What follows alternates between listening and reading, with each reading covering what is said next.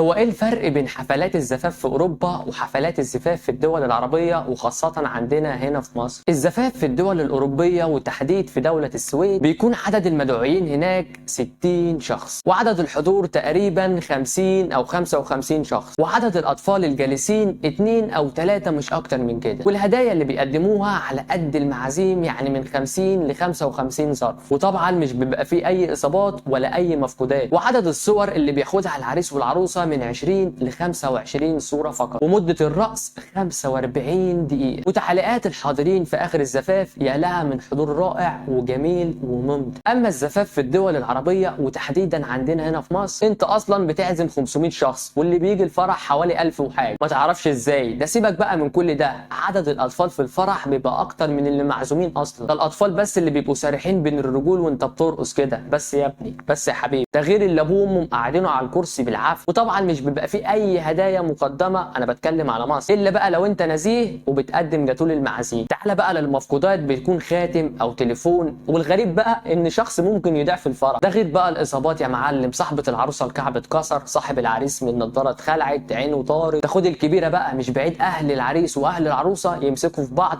طول الفرح. ده عدد الصور اللي بياخدها العريس والعروسه بيبقى فوق ال1000 صوره.